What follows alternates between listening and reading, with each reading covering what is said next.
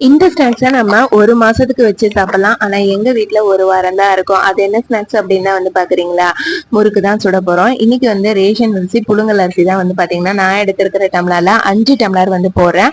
5 tumbler அப்படின்னா பாத்தீங்க அப்படின்னா நமக்கு 1.25 கிலோ பக்கமா வந்து வரும்.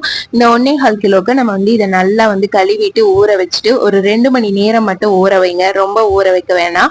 இது கூட வந்து பாத்தீங்க அப்படின்னா கல்லுப்பு சேர்த்துட்டு நம்ம வந்து காரத்துக்கு தேவையான அளவு வரமிளகா போட்டு நம்ம வந்து அரைச்சு எடுத்துக்கலாம். கெட்டியான பதத்துலாம் வந்து இது அரைச்செடுக்கணும். நான் வந்து மிஷின்ல தான் கொடுத்து அரைச்சு எடுத்தேன். நான் அப்படியே நல்லா வந்து கெட்டியா வந்து அரைச்சு எடுத்துட்டாச்சு. அடுத்தது வந்து பாத்தீங்க அப்படின்னா ஒரு 3/4 கிலோ அளவுக்கு நான் பொட்டுக்கல்ல தான் வந்து இதுல வந்து மிக்சி ஜார்ல போட்டு அரைச்சிருக்கேன். இதை அரைச்சி நம்ம வந்து அப்படியே சேர்த்துடக்கூடாது. நல்லா இந்த மாதிரி சலிச்சுட்டு நீங்க வந்து சேர்க்கணும். அப்பதான் வந்து முறுக்கு நமக்கு சூப்பரா வரும். இந்த கன்சிஸ்டன்சில வந்து நீங்க செஞ்சு பாருங்க, கண்டிப்பா வந்து சூப்பரா இருக்கும் முறுக்கு.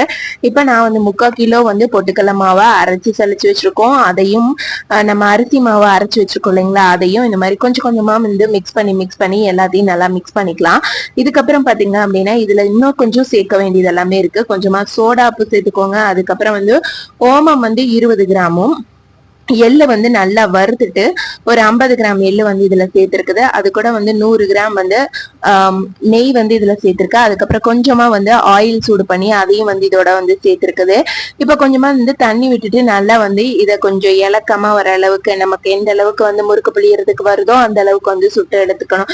நல்லா வந்து மாவை மிக்ஸ் பண்ணி எடுத்துக்கணும். மிக்ஸ் பண்ணதுக்கு அப்புறம் வந்து பாத்தீங்க அப்படின்னா இந்த கன்சிஸ்டன்சி தான் நமக்கு இருக்கும். அதுக்கப்புறம் வந்து பாத்தீங்க அப்படின்னா நம்ம ஆளாளுக்கு வந்து பாத்தீங்க அப்படின்னா நான் முறுக்கு புளியறேன்னு வந்து புளிய ஆரம்பிச்சுட்டாங்க. முறுக்கு புளியறதுக்கு பாக்குறதுதான் வந்து நல்லா இருக்குது. ஆனா புளிய போனாதான் தெரியுது கையெல்லாம் சம வலியா வலிக்குது.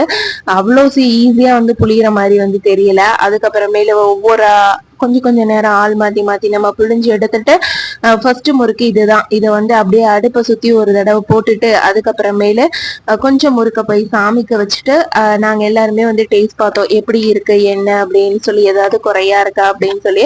எல்லாமே மெஷர்மெண்ட்ஸ் எல்லாமே பக்காவா வந்துருது. சுட சுட பாத்தீங்க அப்படின்னா இந்த மாதிரி ஒரு பாத்திரத்துல ஒரு கவர் போட்டு நீங்க வந்து வச்சுக்கிட்டீங்க அப்படின்னா உங்களுக்கு ரொம்ப நாள் ஆனாலும் நவுத்து போகாம சூப்பரா இருக்கும்.